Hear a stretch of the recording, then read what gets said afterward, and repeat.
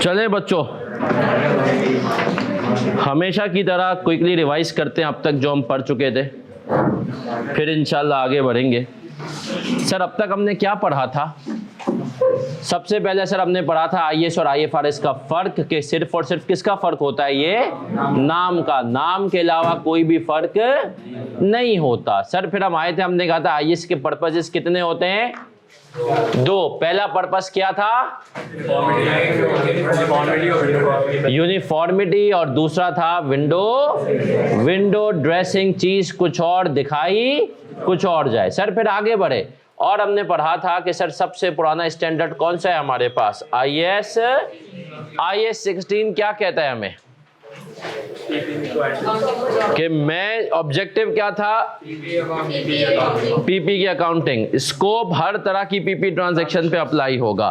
फिर हमने कहा कि sir definition, property plant and equipment क्या होते हैं?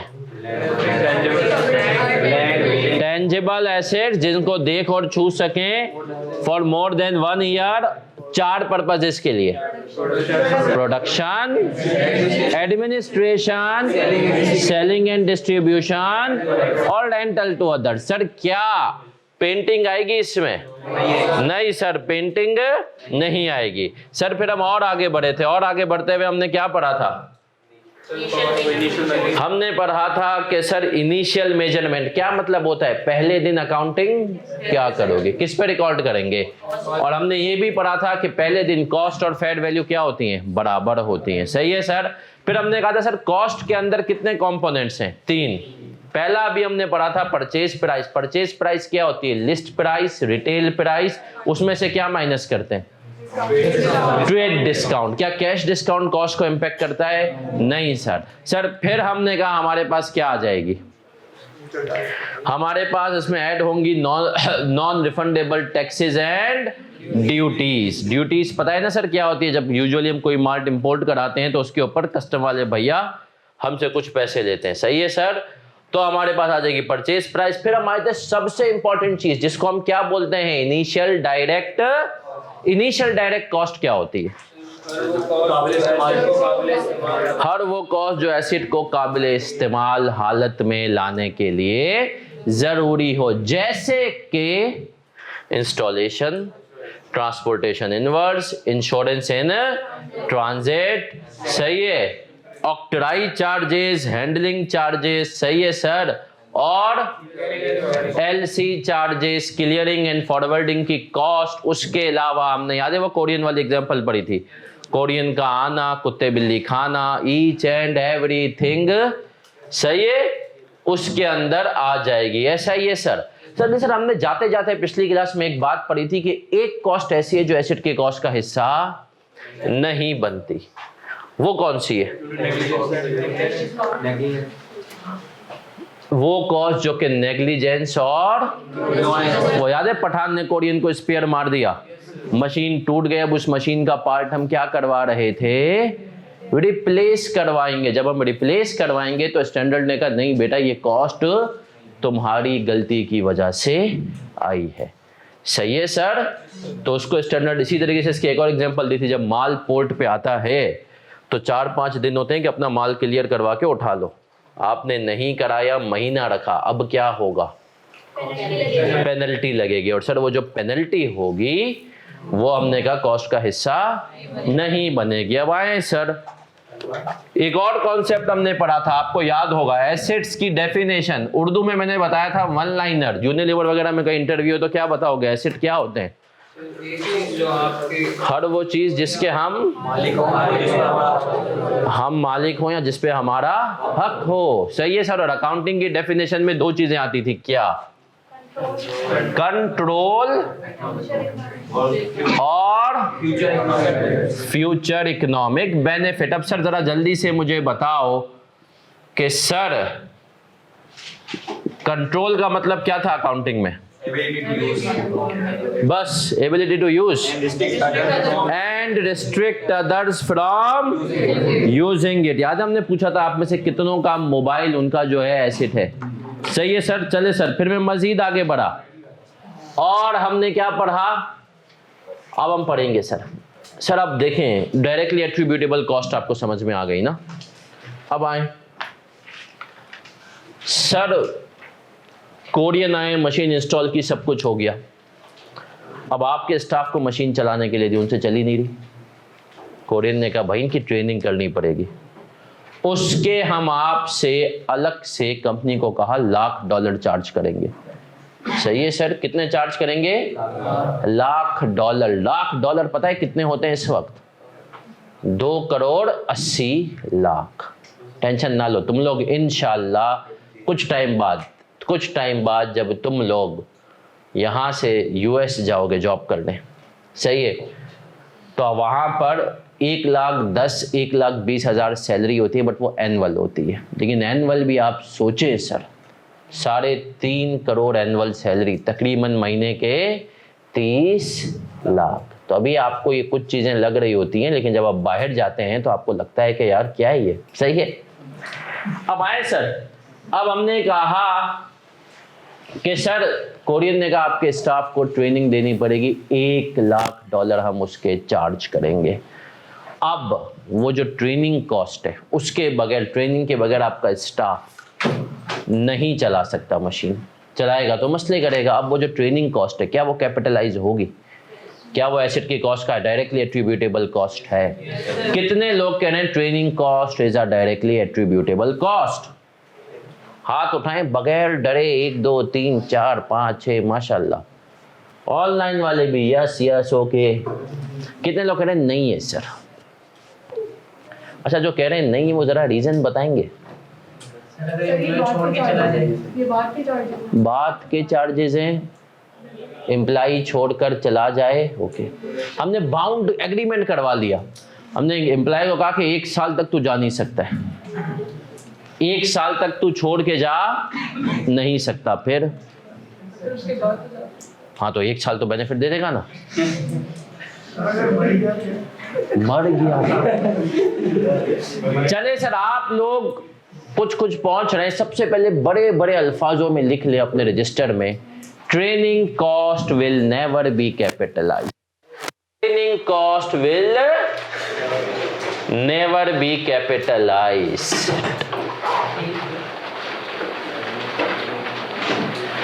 अब सर ये क्यों कहा आपने ऐसा कि training cost will never be capitalised? क्योंकि वो ये एसेट्स की जो डेफिनेशन है ना, उसको ही मीट नहीं करती। अब सुनिएगा सर, जैसे कि इस भाई ने हमारे कहा मर गया, फ्यूचर इकोनॉमिक बेनिफिट मिलेंगे? नहीं सर, फ्यूचर इकोनॉमिक बेनिफिट। और दूसरी मेन चीज, एम्प्लॉय पे किसी का कंट्रोल, तुम लोगों पे है किसी का कंट्रोल? हाँ सर, अम्मा अब्बा को भी लगता है कि तुम पे कंट्रोल है। जिस दिन तुम्हारा मोबाइल उन्होंने देख लिया, उनका ये यकीन खत्म हो जाएगा। सही है सर, तो कंट्रोल। सर सुनिएगा, मैं आपको प्रैक्टिकल बात बताता हूँ।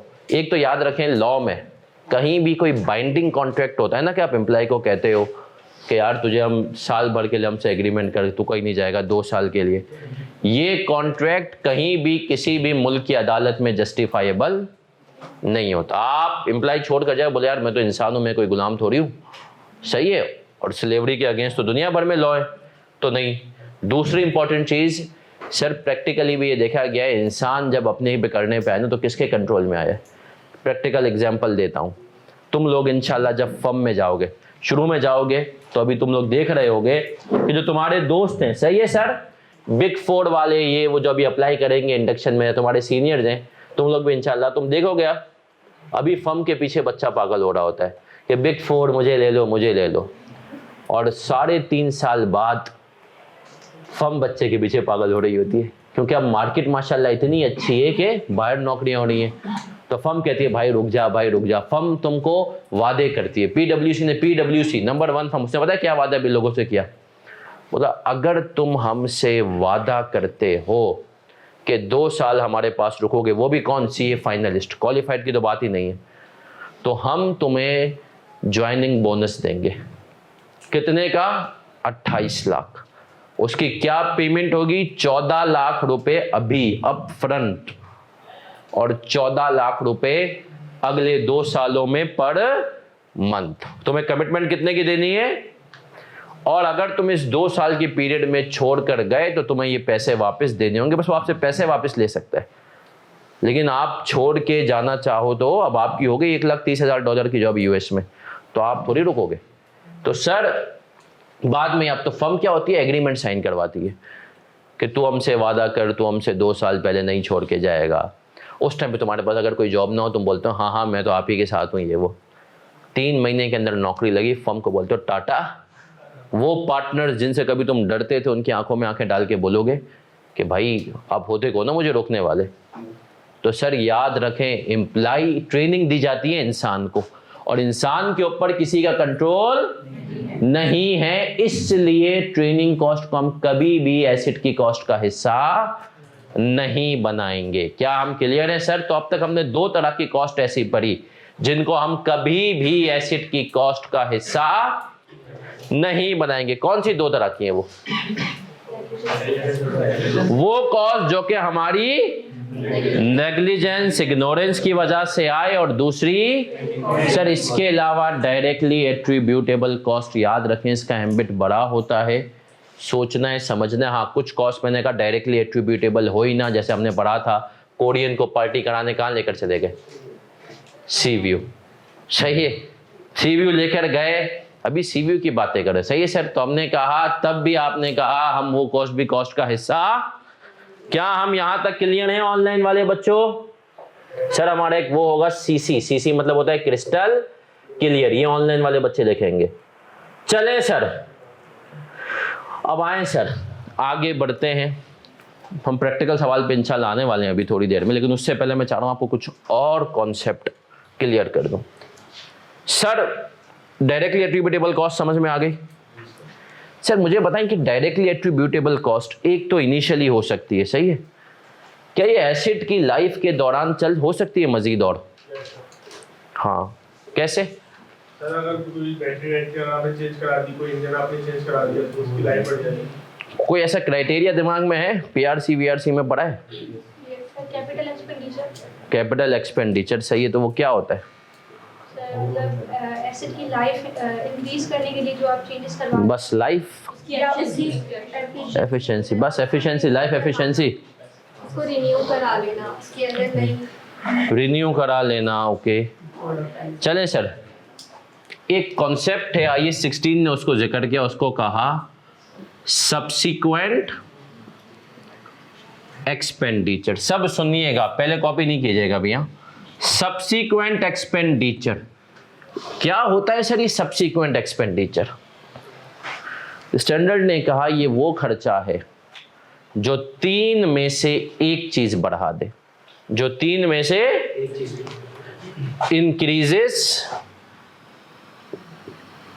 increases either life capacity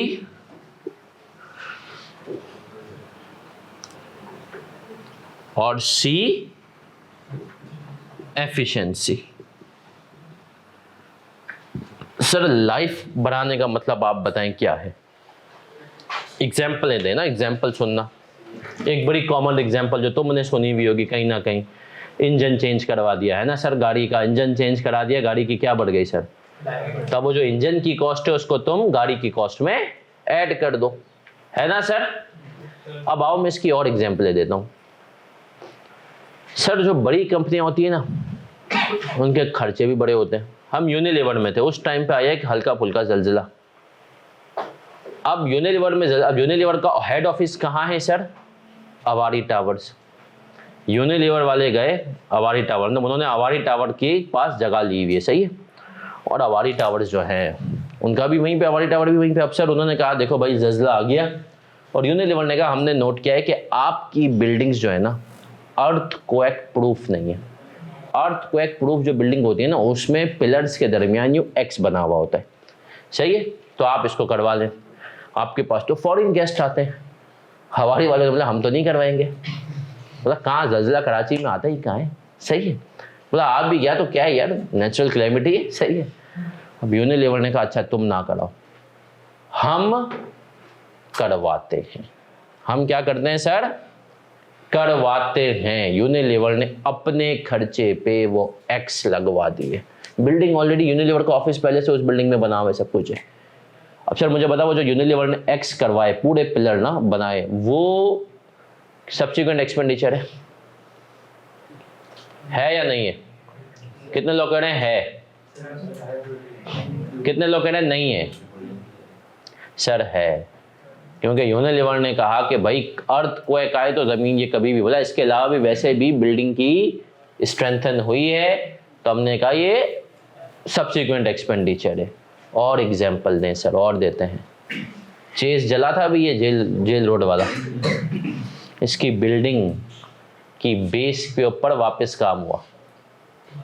तो मुझे बताएं सर, ये जो इसकी बिल्डिंग की बेस के ऊपर काम हुआ, ये सब्सिक्वेंट एक्सपेंडिचर है? यस सर, इसकी तो बेस फुल खराब हो चुकी हुई थी। तो सर लाइफ बढ़ा देता है, सही है। क्या होता है? कैपेसिटी। कैपेसिटी का मतलब क्या होता है सर? गुंजाइश बढ़ा दी, है ना सर। इसकी जो एग्जांपल बड़ी कॉमन है वो क्या है? मशीन 1000 यूनिट बनाती थी, 1500 बनाएगी उसके अंदर। Capacity, okay. वो एफिशिएंसी नहीं हुई? सर एफिशिएंसी में टाइम क्या रहता है ना, कितनी स्पीड से वो प्रोड्यूस करता है। चलें सर, कैपेसिटी की आसान एग्जांपल से बात करते हैं, सुनिएगा। कैपेसिटी की आसान एग्जांपल से बात करते हैं, सुनिएगा। हमने कहा सर कैपेसिटी की आसान एग्जांपल है, 3 मंजिला इमारत थी, बिल्डिंग थी 3 फ्लोर वाली, आपने 4th फ्लोर बना दिया। किरनेस ने इसके ऊपर एक और फ्लोर बना दिया। आपकी शादी हो रही है, घर का छोटा पड़ रहा, अब्बा ने एक और छत डलवा के ऊपर एक और कपड़ा बना दिया। ये सब किसकी एग्जांपल है? कैपेसिटी। सही है सर। सर अब सुनिएगा, गाड़ी थी आपके पास, गाड़ी थी, सपोज करो वो थी डब्बा हाईजेट। हाईजेट को आपने, आपके दिमाग में भी शरारतें आती हैं, आपने हाईजेट को पीछे से उसका पूरा सेटअप हटाया और आपने उसके वीगो टाइप का डाला डाल दिया। सही है। अब आपने कहा मेरे दोस्त इतने भुक्कड़, ये आ जाते हैं हमेशा, गाड़ियाँ वाड़ियाँ निकालते नहीं है, तो अब जो सबसे पक्का दोस्त होगा उसको बराबर में, बाकी पीछे इनको बोल दूंगा बैठाओ जो है ना दरी वरी, और इस पर बैठ के आओ। तो पहले हाईजेट की कैपेसिटी थी 8 लोग 7 लोग, अब तुम 2 आगे और 15 पीछे बैठ रहे हैं। सही है, तो कैपेसिटी बढ़ गई। सही है सर। इसी तरीके से जैसे इन्होंने कहा कि सर कैपेसिटी मशीन की, मतलब पहले मशीन 1000 यूनिट बनाती थी, अब कितने बना रही है? 1500। अब सर जरा सुनिएगा, मशीन कैपेसिटी जब हम बात करते हैं ना, तो यूजुअली हम ये बात कर रहे होते हैं कैपेसिटी के केस में, याद रखें, प्रॉपर्टी की। और प्रॉपर्टी का मतलब क्या होता है? Land and building. एफिशिएंसी की जब हम बात करते हैं ना sir, efficiency usually other than property के ऊपर हम आते हैं। अब सुनिएगा, इसकी एग्जांपल दूंगा। एफिशिएंसी को अगर आम अल्फाज में हम डिफाइन करें ना, तो सर ये होता है रेशो ऑफ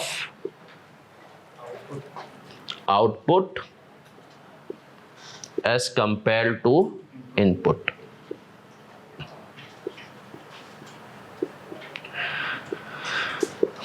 सर आपने कहा यूनिलीवर के पास नूडल लाइन मशीन थी, उसमें पहले 1 घंटे में 60,000 जो है नूडल्स निकलती थी। यूनिलीवर ने कहा नहीं यार, ये आवाम जो है ना अब हद से ज़्यादा सुस्त हो रही है, तो घरों में खाना बन नहीं रहा है और ये नूडल्स बनाए जा रहे हैं। तो यूनिलीवर ने कहा इसकी कैपेसिटी बढ़ानी है, तो उन्होंने कहा एक पार्ट चेंज करते हैं। उस पार्ट को चेंज होने की वजह से अब 1 घंटे में 60 की बजाय 80,000 पैकेट्स बनेंगे। तो सर ये क्या बढ़ रही है?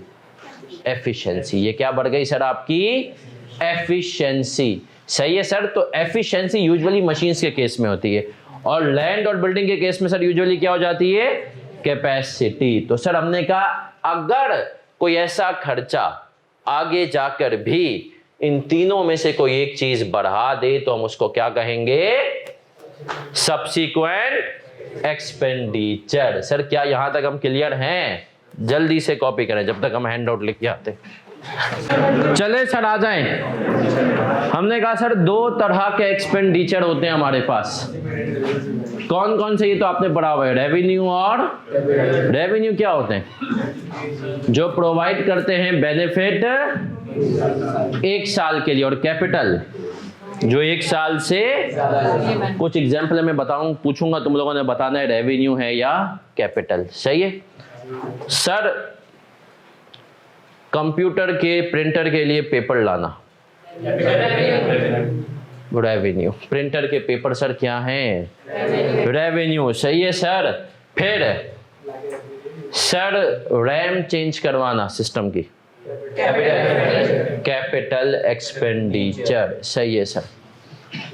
सर हमने कहा प्रिंटर में इंक डालना, कार्ट्रिज डालना, revenue expenditure. Sir hard disk को SSD से चेंज करना, क्या है सर? कैपिटल। सर SSD को रिपेयर करवाना, रेवेन्यू एक्सपेंडिचर। आसान आसान बात है ना सर। आए एक और सवाल, ऑफिस में पेंट करवाना, पेंट। कितने लोग कह रहे हैं कैपिटल एक्सपेंडिचर? जरा हाथ उठाएं ऑनलाइन। कैपिटल वाले, ऑफिस में पेंट करवाना। कितने लोग कह रहे हैं रेवेन्यू? हाथ उठाएं रेवेन्यू वाले। सब बाकी लोग क्या थर्ड एम्पायर के फैसले का इंतजार कर रहे हैं? सर आप लोगों में से जिसने कहा कैपिटल, वो अपनी सोच के हिसाब से बिल्कुल ठीक है, क्योंकि आप लोगों का और हमारा दिमाग, घर में हम कौन सा हर साल पेंट करवाते हैं ना सर। लेकिन सर कंपनीज में क्या होता है? याद रखें अकाउंटिंग ज्यादातर किसके लिए बनती है? अब सर कंपनीज के अंदर ना हर साल क्या हो रहा होता है? पेंट हो रहा होता है। मेरे घर में भी यही पेंटिंग का काम हुआ, तो मेरा बंदा आया, उसको मैंने पूछा कि यार कहाँ खुश होते? उसने कहा हम खुश होते हैं कंपनीज में काम करने। मतलब क्यों? मतलब घर में यार ये खवातीन मार देती हैं, ये सही नहीं, वो सही नहीं, ये वो। बोला मतलब इतना काम करवाती हैं, ऑफिस में किसी के पैसे मतलब कंपनी के लगने होते हैं। तो बोला सिंपल, ये कलर फेंका, रोलर चलाया, खत्म, टाटा। तो सर क्योंकि वो, और कंपनीज में यूजुअली ऐसा हो रहा होता है सर, अच्छी कंपनीज में हर साल 1.5 साल में एक मर्तबा पेंट हो रहा होता है। तो सर ये यूजुअली इसके बेनिफिट, देखो जब भी कोई भी चीज रूल बनता है ना, वो बनता है कॉर्पोरेट्स को देखकर, घरों को देखकर। तो हमने कहा ये कौन सा एक्सपेंडिचर होगा पेंट कराने वाला? सर हमारे पास रेवेन्यू एक्सपेंडिचर। क्या हम क्लियर? कुछ और पूछ लो तुम लोगों से इसी से रिलेटेड? आए सर एक सवाल हम इसी से रिलेटेड कर लेते हैं, वो मैं तुमसे पूछ के कर लेता हूँ जब तक हैंड आउट आते हैं। चलें सर मुझे बताएं, इनमें से कौन सा कैपिटल एक्सपेंडिचर है और कौन सा रेवेन्यू? सब बच्चों ने बताना है, ऑनलाइन भी फिजिकल भी। ऑनलाइन वालों को हम स्क्रीन भी दिखा देते हैं। ये किसी ज़माने में CA में आया, ऑटम 2002 में, जब तुम लोग दुनिया में भी नहीं थे, मेजॉरिटी है ना सर। सितंबर 2002 में जब तुम में से मेजॉरिटी शायद दुनिया में भी ना हो, तब IKP हरकतें कर रहा था। Cost of software for use with the server, cost of software for use with the server, capital revenue, capital expenditure. Cost of customising the software, customising का मतलब समझते हो क्या होता है? सर अपडेट नहीं सर, अपडेट अलग होती है। नहीं नहीं नहीं नहीं नहीं, कस्टमाइजेशन क्या होती है? अपने जरूरत के लिए उसको चेंज कर देना, है ना सर। आ जाएं। आपने कहा हमने एक कंपनी का सॉफ्टवेयर लिया, उसके अंदर जब लेजर बना हुआ था ना, वो T अकाउंट फॉर्म में था, जैसे कि आपने पढ़ा हुआ है ना, ओपनिंग बैलेंस। और आपने कहा यार ये मुझे T अकाउंट पसंद नहीं है। आपने कहा लेजर की एक और स्टेटमेंट फॉर्म भी आती है, जिसके अंदर आप एंट्रीज फॉर्म में रिकॉर्ड करते हो डेबिट, क्रेडिट, बैलेंस। सही है सर। ओपनिंग बैलेंस आ जाता है कि ओपनिंग बैलेंस तुम्हारे पास 2000 का था, कैश का, सपोज करो ये लेजर है, मजीद कैश डिपॉजिट हुआ 100 रुपये का, फिर हमने कहा 2100 का बैलेंस हो गया, फिर तुमने कहा कि भाई कैश जो है विड्रॉ हो गया 50 रुपए का, तो ये 2000, ये भी एक स्टेटमेंट फॉर्म भी होती है। सही है सर। आपने कहा मुझे ये टी अकाउंट नहीं चाहिए, मुझे लेजर को किस फॉर्म में कर दे, स्टेटमेंट फॉर्म में। आपने सॉफ्टवेयर के अंदर ये चेंजेस करवा दी, इसको कहते हैं कस्टमाइजेशन। सही है, सॉफ्टवेयर की कस्टमाइजेशन, किसी भी चीज की टेबल की कस्टमाइजेशन हो सकती है। सही है सर। तो अब मुझे बताएं, हमने जो पॉइंट पढ़ा मैं फिर पढ़ता हूं, cost of customising the software for use in Nippon limiteds business. Nippon company का नाम है क्या? Revenue capital. कितने लोग कह रहे हैं revenue? Cost of customising the software, capital वाले हाथ उठाए। सही जवाब है कैपिटल। क्योंकि सर 1 साल के लिए थोड़ी तुम ये लेजर का फॉर्मेट चेंज हो गया, आप जिंदगी भर जब भी सॉफ्टवेयर यूज करोगे। सही है सर। फिर आते हैं सर वेजेस या salary of operator. Wages of operator क्या होगा सर?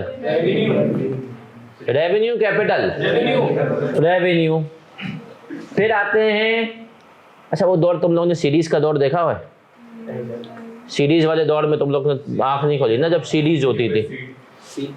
सीरीज तो क्या, मैं समझा कि तुम लोग जो है यूएसबी वाली आवाम हो। फ्लॉपी डिस्क देखी है तुम लोगों ने?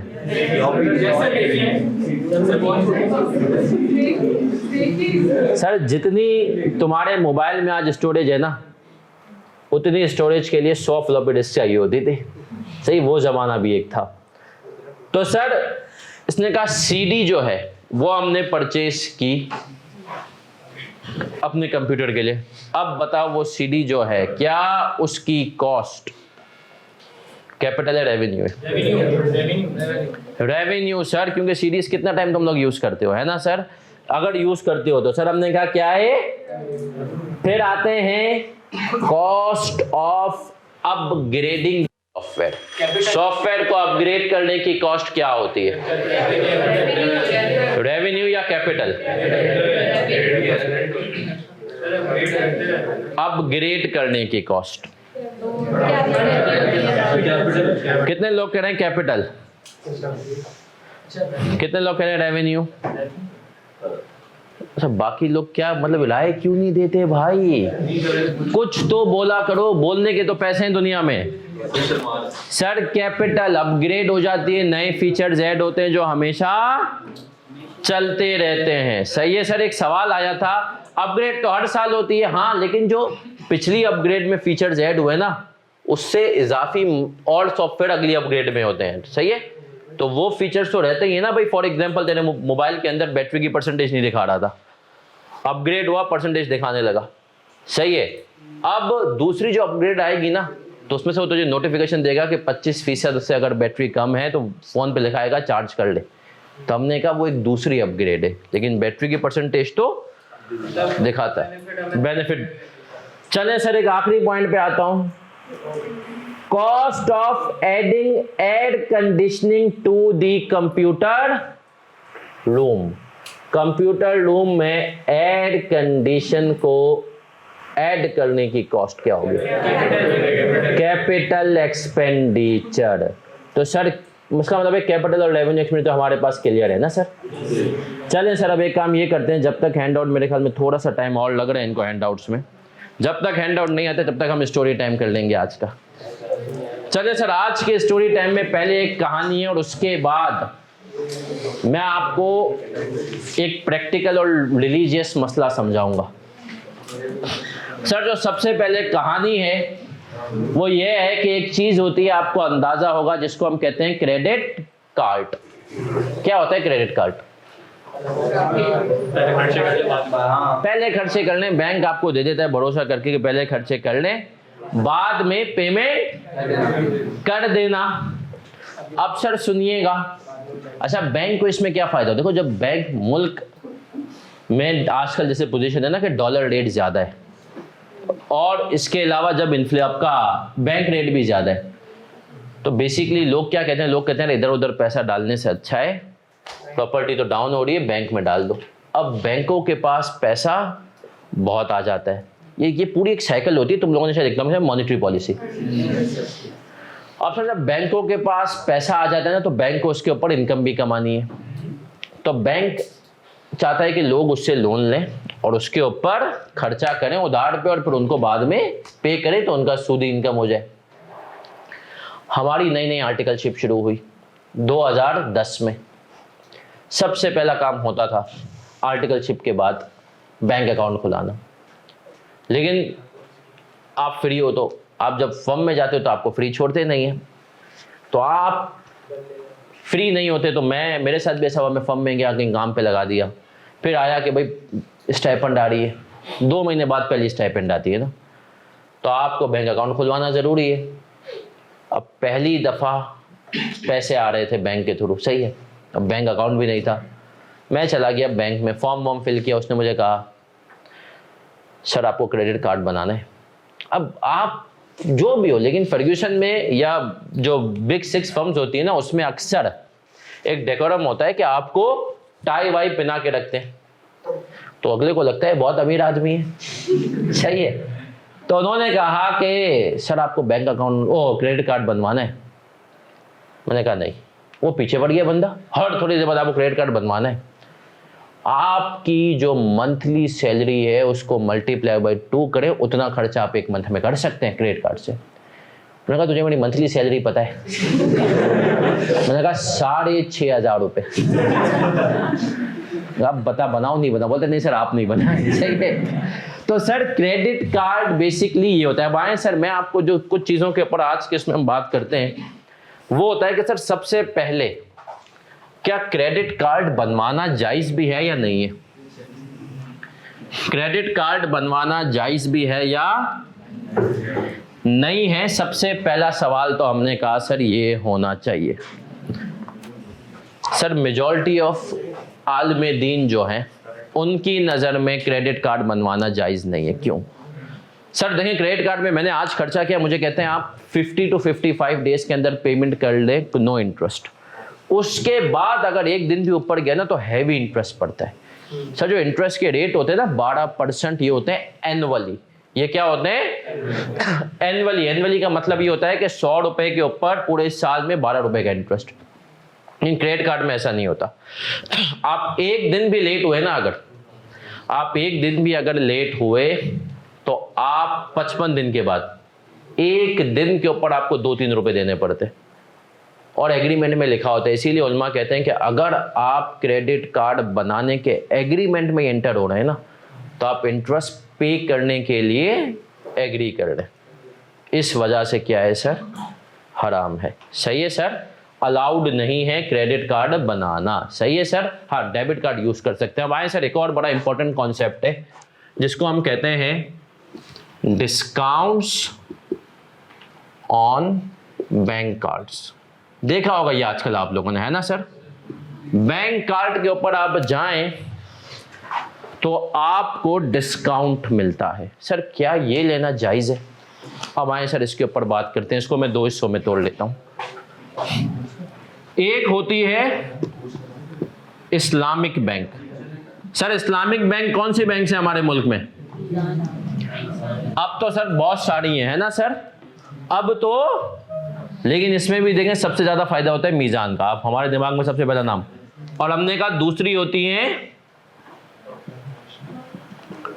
Conventional banks. अब सर आ जाएं, इस्लामिक बैंक में क्या इनकम हलाल होती है हराम होती है? एक अलग डिबेटेबल टॉपिक है। देखो चीजें बिल्कुल सही हैं, चीजें, एक होता है चीज बिल्कुल सही हो, एक होता है एप्लीकेबिलिटी। भाई इस्लामिक बैंक कहता है कि आप शेयर करेंगे प्रॉफिट एंड लॉस।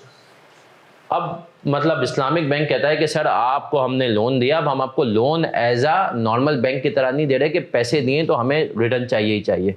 हम आपसे एग्रीमेंट करेंगे कि प्रॉफिट हो तो हमें इतना % दे देना। अगर एग्रीमेंट इसी तरीके से बन रहा है तो हलाल है। अच्छा एग्रीमेंट बन इसी तरीके से गया, क्या उसके ऊपर एप्लीकेबिलिटी भी ऐसी है? मैं आपको एग्जांपल देता हूँ। मैं एक कंपनी में फाइनेंस को ऐड कर रहा था। उस कंपनी में इस्लामिक बैंक से हमने फाइनेंसिंग ली हुई थी। उन्होंने कहा था आप हमें प्रॉफिट बिफोर डेप्रीसिएशन का इतना परसेंटेज देंगे। डेप्रीसिएशन क्या सबको अंदाजा है ना, सही है। उनको लगा कि डेप्रीसिएशन की वजह से इनकी कंपनी को लॉस आ सकता है, उसके अलावा ये कंपनी कभी लॉस नहीं कमा सकती। कंपनी भी सेम थिंग, कंपनी ने लॉस बिफोर डेप्रीसिएशन कर दिया। अब हमने इस्लामिक बैंक को कहा कि बैंक सुनो, तुम्हारा एग्रीमेंट था कि तुम हमसे प्रॉफिट बिफोर डेप्रीसिएशन कहते हैं, अब तो लॉस आ गया, अब लॉस का हिस्सा भी बियर करो। वहां पर बैंक के लोग आ गए, हाथ पांव जोड़ने लगे, नहीं सर हमारी नौकरियां जाएंगी। फिर हमने कहा फिर काहे का इस्लामिक भाई। खैर फिर हमने उस मामले को आगे तक लेकर गए और फिर बैंक के ऑफिशियल्स ने माना भी और काफ़ी चीज़ें लॉस वॉस भी बियर किया। तो सर ये बेसिकली इस्लामिक बैंक देखा जाए ना तो उसकी एप्लीकेबिलिटी ट्रू हो तो सही है। अब अगर हमें डिस्काउंट मिल रहा है मीज़ान के कार्ड पे, लेट्स सपोज आप गए कबाब जीज में, आपने कहा 10,000 का बिल आया, उन्होंने कहा सर 20% ऑफ है, तो कितना आपका हमने कहा माफ हो जाएगा, तो बचेगा कितना सर, बचेगा कितना 8,000। सर ये जो 8,000 बचेगा ये आपको देना है। अब ये 2,000 है ना, इसके ऊपर बात करते हैं। सर क्या ये डिस्काउंट बैंक बियर करेगा? नहीं सर, अब सुनिएगा, इसके दो हिस्से होते हैं। सर इसका एक हिस्सा कबाबजीज बियर करेगा और एक करेगा मीज़ान बैंक। अब सर ये परसेंटेज क्या हो, ये इनके दरमियान है। अब अगर तुम मीज़ान बैंक की इनकम को बिल्कुल हलाल समझते हो तो तुम ये डिस्काउंट अवेल कर सकते हो, सही है sir. Same sir conventional bank में भी यही होता है। कन्वेंशनल बैंक के कार्ड में भी पूरा डिस्काउंट बैंक बियर नहीं करता, रेस्टोरेंट भी बियर करता है। तो अगर तुम कन्वेंशनल बैंक के कार्ड से डिस्काउंट लेते हो तो उसमें तो यकीनी है कि ये इनकम जो बैंक वाली इनकम है वो हराम है, इसीलिए उसके ऊपर तो डिस्काउंट लेना जायज़। ये HBL वेचबीएल, हाँ इस्लामिक बैंक के कार्ड के ऊपर अगर तुम्हारा दिल इजाज़त देता है तो डिस्काउंट लो, वरना ना लो। तो सर ये क्लियर है हमें आजकल, क्योंकि अभी आप देखोगे 10 रोजे के बाद हर बैंक के अंदर ये डिस्काउंट ऑफर्स आ जाएंगे। एक बच्चे ने बहुत बड़ा सा सवाल पूछा है तो हम उसका सवाल का जवाब भी देते हैं। बहुत बड़ा सवाल है।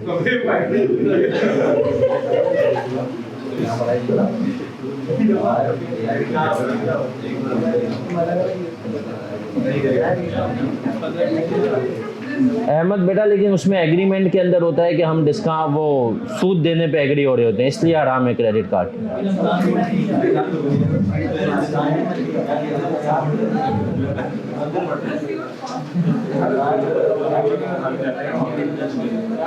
ये वाला बेसिक वाला लाइबा नहीं है, आ जाए। चले सर आ जाएं, बढ़े आगे, आए सर आए, बढ़ते हैं। हैंड आउट सब तक सबकी नजरों के सामने पहुंच गए? कोई ऐसा है जिसकी नजरों के सामने हैंड आउट ना हो? बस तो तू थोड़ा सा बेटा इधर आ जाना, पड़ोसी के साथ शेयरिंग इज। याद रखिएगा ये पड़ोसी आपका दोस्त है जब तक मैं कहूंगा, वरना एक वक्त आएगा कि ये पड़ोसी शैतान होगा। क्योंकि देखें सर, पड़ोसी आप सवाल कर रहे होंगे बिल्कुल ठीक, ये आपको बोलेगा गलत कर रहा है और आप ऑफ ट्रैक हो जाएंगे। तो आए सर आए, हैंड आउट आपके पास है और हैंड आउट में जिन बच्चों के पास है ऑनलाइन वाले देख सकते हैं हैंड आउट। तो सर अब हैंड आउट में आपके पास सवालात आ रहे हैं। पेज नंबर 4 पे आ जाएं। Page number 4।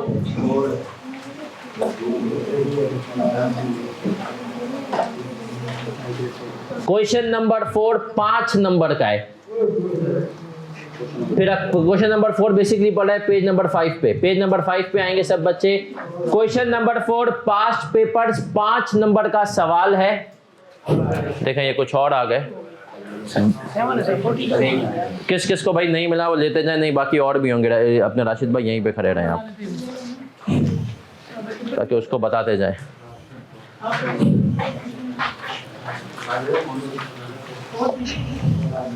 और किस किस को नहीं मिला हाथ उठाएं भाई। किस किस को नहीं मिला हाथ उठाएं। राशिद भाई पीछे भी कुछ बच्चे जो खवातीन में से भी हैं।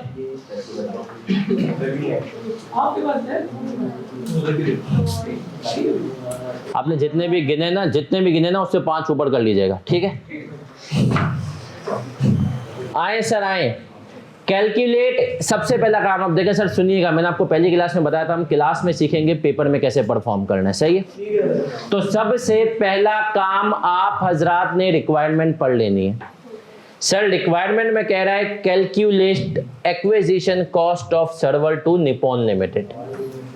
ऑटम 2002 का सवाल है, क्वेश्चन नंबर 4A पढ़ रहे हैं हम। Nippon limited took delivery of a LAN server on the first day of July 2000. The list price of the equipment was, but Nippon Limited was able to negotiate a price of rupees 1 lakh. तो sir list price अगर 1.5 लाख थी और 1 लाख में हमें दे रहा है तो 50,000 का क्या हुआ? Trade discount. However, the supplier charged an additional rupees to install and test the equipment। 3400 रुपये उसने और चार्ज किए इंस्टॉलेशन एंड टेस्टिंग के नाम पे। ठीक है सर, क्या इसको ऐड करेंगे 3400 को?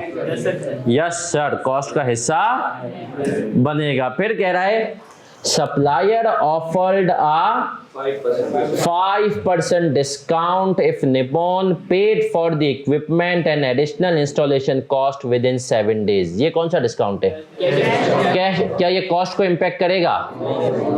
Nippon was able to take advantage of this additional discount, सही है।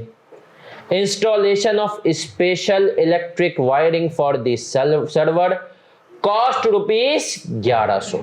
ऐड करूंगा? यस सर, कॉस्ट में ऐड स्पेशल वायरिंग करा रहे हैं, directly attributable cost. After initial testing certain modifications costing 1900 proved. भाई हमने टेस्टिंग की, टेस्टिंग के बाद पता चला कि यार कुछ चीजों को मॉडिफाई करने की जरूरत है, सही है, कुछ चीजों को सही करने की जरूरत है। 1900 रुपए, क्या ये ऐड होंगे? कितने लोग कह रहे हैं ऐड होंगे? कितने लोग कह रहे हैं नहीं सर ये ऐड नहीं होंगे? सर ऐड होंगे। क्यों ऐड होंगे? क्योंकि सर देखिए टेस्टिंग हम करते क्यों है? कोई मसला हो तो पता चल जाए ना। टेस्टिंग की, पता चला मसला हो गया, अभी ये काबिल इस्तेमाल हालत में, तो फिर हमने वो खर्चे करके काबिल इस्तेमाल हालत में लाए। फिर कह रहा है MIS। सर पता है MIS मतलब क्या होता है? Management information system. MIS management, कोई भी सिस्टम होता है ना उसमें से डेटा निकालने के लिए MIS स्टाफ होता है। MIS staff was sent on special training courses to operate the server which costed 9,000 to Nippon. क्या करूंगा? नहीं करेंगे। क्यों सर? ट्रेनिंग कभी। The equipment was insured against fire and theft. Insurance कराई हमने जलने की या चोरी की। 4% अमाउंट के करेंगे कॉस्ट को ऐड। कितने लोग करेंगे ये ऐड होगा? कितने लोग कह रहे हैं नहीं होगा? सर याद रखें सिर्फ एक इंश्योरेंस ऐड होती है, वो कौन सी है? बाकी सर इंश्योरेंस क्यों ऐड नहीं होती? रिकरिंग कॉस्ट है, हर साल आएगी एक दफा की कॉस्ट। सर काबिल इस्तेमाल हालत में लाने के लिए जरूरी नहीं, ये तो सिक्योरिटी की कॉस्ट है। हमने क्या कहा था? डायरेक्टली एट्रीब्यूटेबल कॉस्ट क्या होती है? जो एसिड को काबिल इस्तेमाल हालत में लाने के लिए हो। क्या ये काबिल इस्तेमाल हालत में लाने की कॉस्ट है या उसके बाद की है? तो नहीं होगी। फिर आते हैं, a maintenance agreement was entered into with a company which promised to provide 24 hours breakdown cover for 1 year। करेंगे? सर ये भी रिकरिंग कॉस्ट है। अच्छा सर अब सुनिएगा, देखिए मैं खुद क्योंकि पूरे सीए से गुजरा हूं ना, तो मुझे पता है, आप लोग अभी तो माशाल्लाह बिल्कुल नए। आपको पता है सीए में सबसे मुश्किल काम होता है आखिरी दिन पूरा सिलेबस रिवाइज करना। सही है सर, सबसे मुश्किल काम है। आखिरी दिन बहुत, तो उसके लिए अब आप एक एक सवाल आखिरी दिन देखेंगे ना तो आप परेशान होंगे। मैं एक स्टूडेंट ऐसा काम करता था जिसकी वजह से मेरा अल्लाह का शुक्र है सीए बड़े आराम से निकला। वो चीज़ मैं आपको बताता हूँ सर, मैं सवालों के ऊपर ना लर्निंग आउटकम लिख लेता था कि यार इस सवाल के अंदर ये काम की बात है। उसके अलावा मैं कहता था ये सवाल हल्का है, इसको देखने की ज़रूरत ही। सर यही स्मार्ट स्टडी टेक्निक्स हैं जो कि हमारे दिमाग में हो कि यार ये चीज़ें हैं तो हमें देखना है। सही है सर। तो आखिरी दिन रिवीजन, अब इसके ऊपर लिख लें लर्निंग आउटकम। क्वेश्चन के ऊपर लिखिएगा लर्निंग आउटकम, जिनके पास क्वेश्चन पेपर है, जिनके पास नहीं है वो बाद में लिख लें, लेकिन कोशिश करें क्वेश्चन के ऊपर लिखें। लर्निंग आउटकम लिखेंगे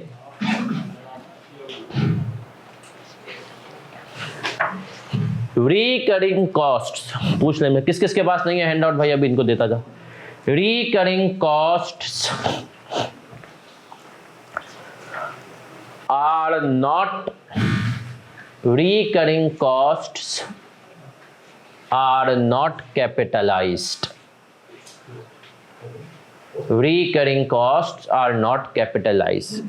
अच्छा यहाँ पर भी कुछ लेडीज के पास भी नहीं है, कुछ देख ले कितने अभी नहीं, कितनों को नहीं मिला है वो। अच्छा यहाँ पर किस किस के पास नहीं है बेटा? 2 लोगों के पास। तेरे पास कितने? 1 है, बस एक और करवा ले जल्दी, ठीक है। अब सर ये जब ये आपने लर्निंग आउटकम लिख लिया ना तो आपके दिमाग में मेरा बच्चा आ जाएगा एंड में कि यार रिकरिंग कॉस्ट कैपिटलाइज, चाहे तो ब्रैकेट में लिख दें इंश्योरेंस एंड मेंटेनेंस, ये दोनों बातें लिख देंगे तो आपको क्लियर हो जाएगा। इस सवाल में यही इंपॉर्टेंट बात है। आखिरी दिन पूरा सवाल रिवाइज करने की जरूरत नहीं है। अब आए सर इसका सोल्यूशन करेंगे। बोर्ड पे आप लोग जल्दी जल्दी मुझे बताते जाएं कौन कौन सी कॉस्ट आएगी, कौन कौन सी नहीं आएगी।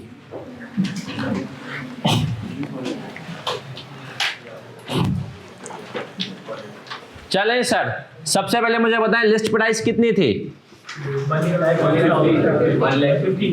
150। इसमें से क्या माइनस कर दूंगा?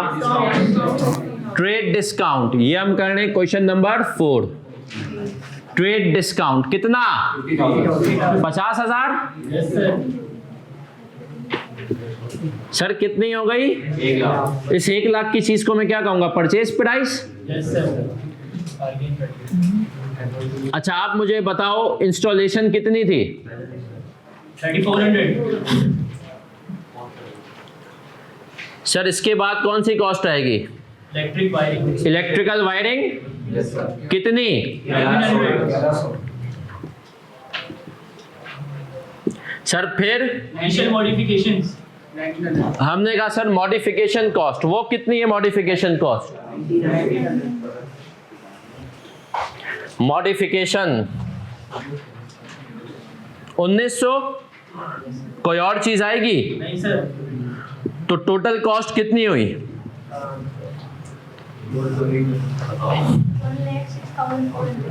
1,06,400। कॉपी कर लेंगे।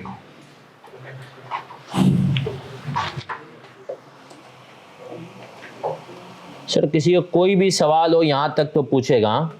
बेटा कैश डिस्काउंट को कंसिडर नहीं करेंगे। अहमद, ठीक है सर।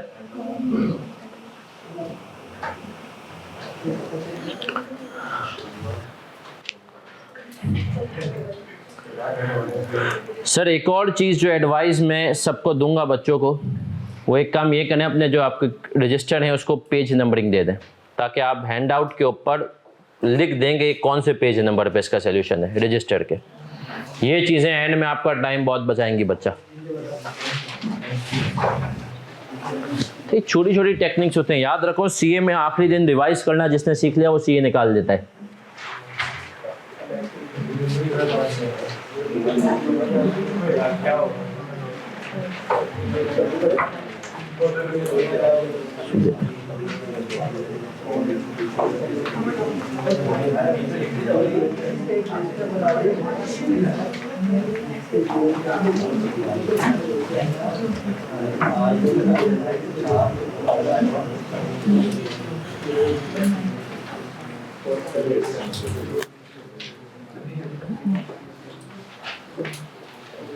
बढ़े आगे?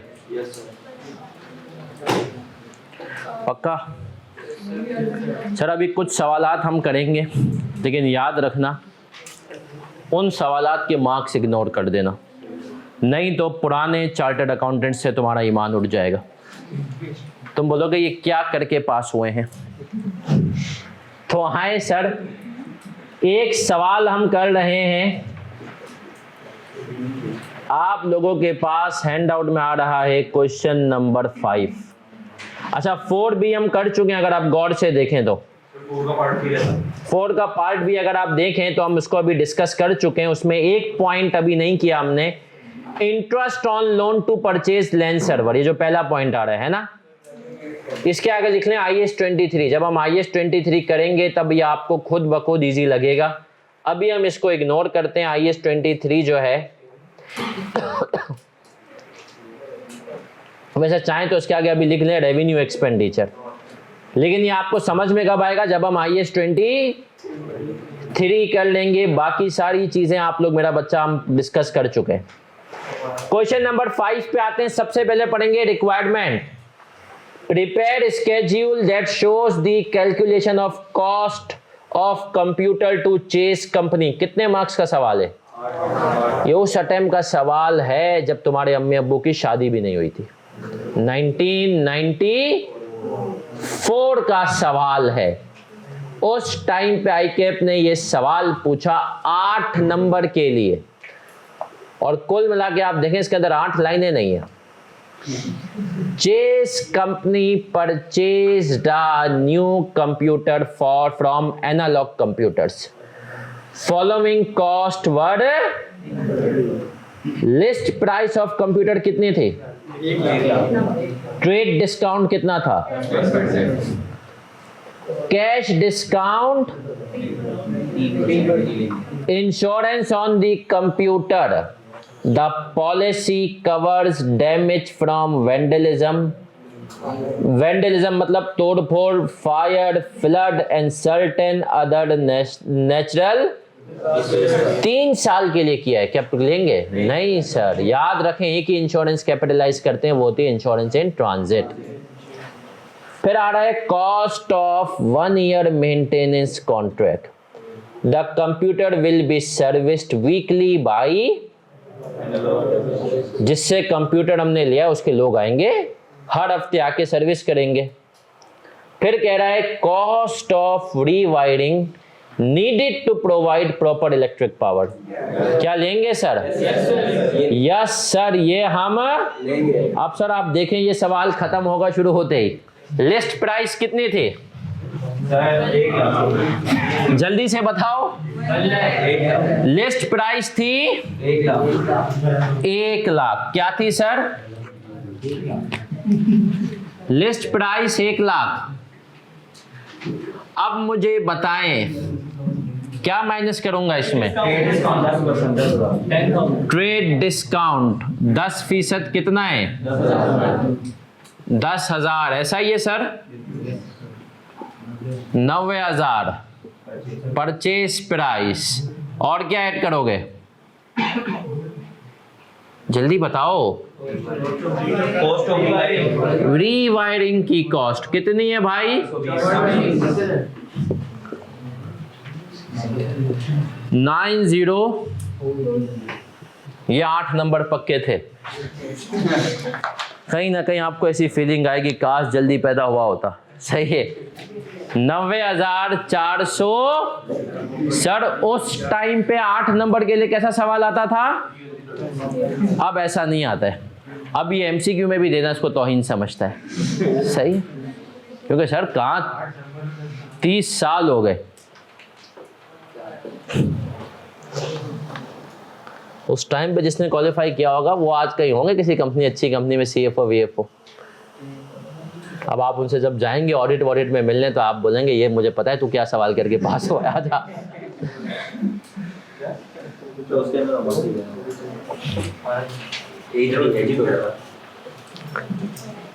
लेकिन सर याद रखें पहले CA वाकई में बहुत आसान था।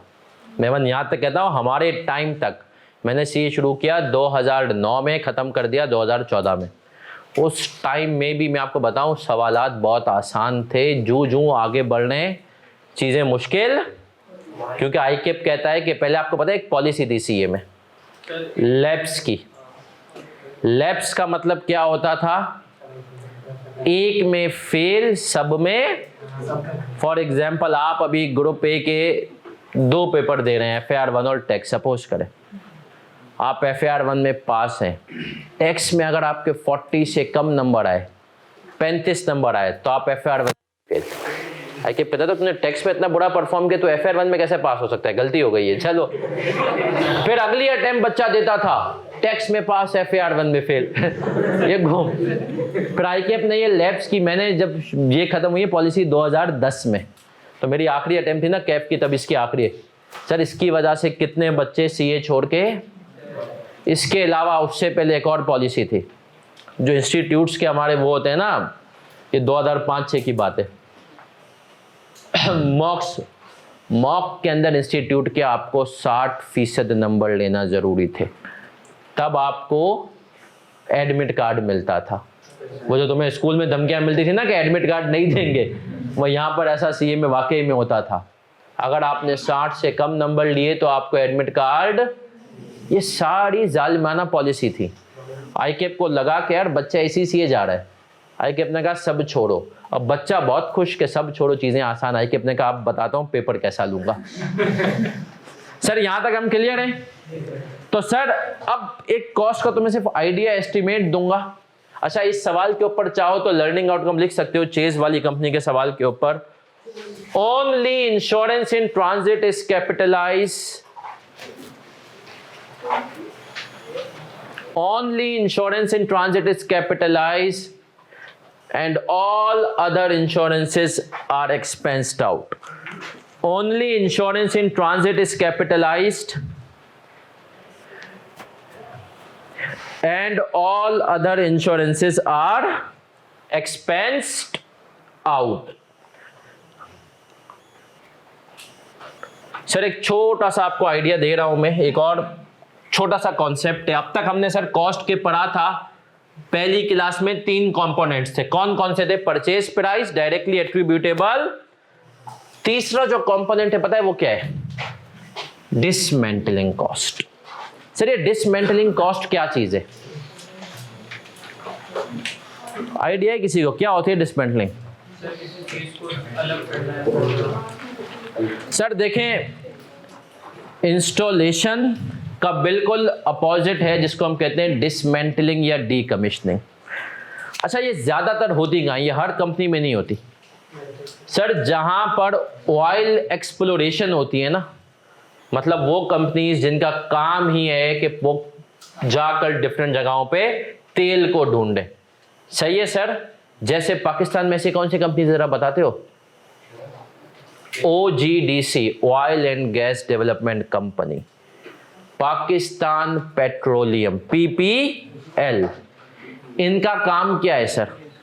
ये लोग जा करके पूरे पाकिस्तान में इनकी टीमें घूमती हैं, इनको लगता है कि यार यहां से तेल निकल सकता है, तो वहां पर ये लोग जो है पूरी डिगिंग करते हैं, पूरी मशीनरी डालते हैं।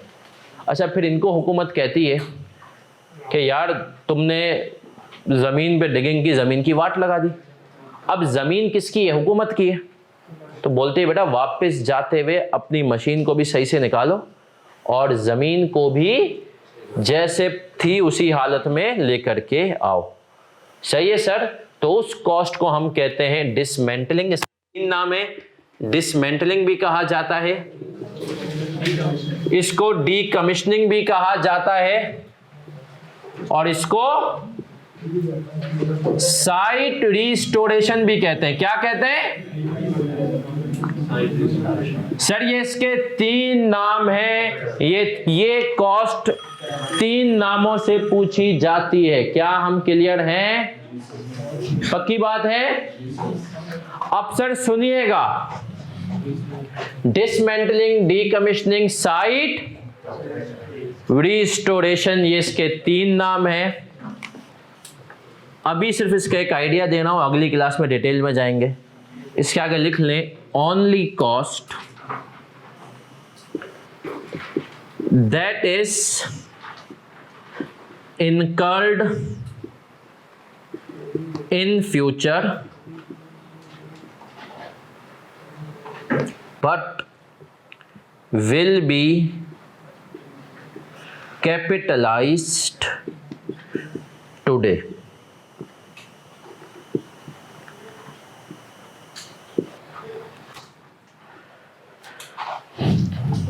सर एक बात मैंने इसमें बड़े उस पर लिख ली कि ये वाहिद कॉस्ट है। कौन सी कॉस्ट है?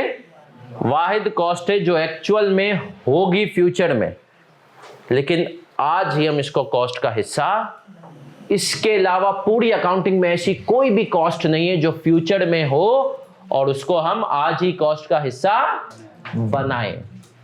क्लियर है सर? अब इसकी डिटेल्स में इंशाल्लाह हम जाएंगे नेक्स्ट क्लास में। आज की क्लास में अब तक जो हमने पढ़ लिया है उसको हम कर लेते हैं समराइज। ये तूने गलत जगह दे दिया भाई, ये यहाँ पर ऐसा रखने के सर, उसके सर सवाल लेके चलें सर।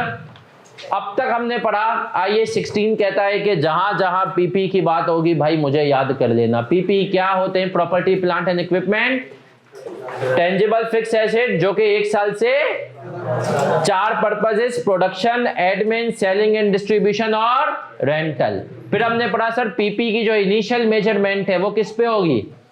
कॉस्ट पे। कॉस्ट का मतलब क्या होता है कि सर 3 चीजें, परचेज प्राइस, परचेज प्राइस में क्या आती है? List price minus trade cash discount impact, add करते हैं नॉन रिफंडेबल टैक्सेस एंड, और हमने कहा सर हमारे पास आ जाती है परचेज प्राइस। फिर दूसरी चीज है डायरेक्टली एट्रीब्यूटेबल, हर वो कॉस्ट जो एसेट को उस पोजीशन और कंडीशन में लाने के लिए जरूरी है जैसा हम चाहते हैं या काबिल इस्तेमाल हालत में लाने की कॉस्ट। 2 तरह की कॉस्ट कभी भी एसेट की कॉस्ट का हिस्सा नहीं बनती, वो कॉस्ट जो हमारी इग्नोरेंस या नेग्लिजेंस की वजह से है। दूसरी हमने कहा ट्रेनिंग कॉस्ट। सर फिर हम और आगे बढ़े, और आगे बढ़ते हुए हमने क्या पढ़ा सर? हमने पढ़ा कि सर हमारे पास जो है सब्सिक्वेंट एक्सपेंडिचर, क्या फ्यूचर में भी कोई इनिशियल डायरेक्ट कॉस्ट हो सकती है? बिल्कुल हो सकती है।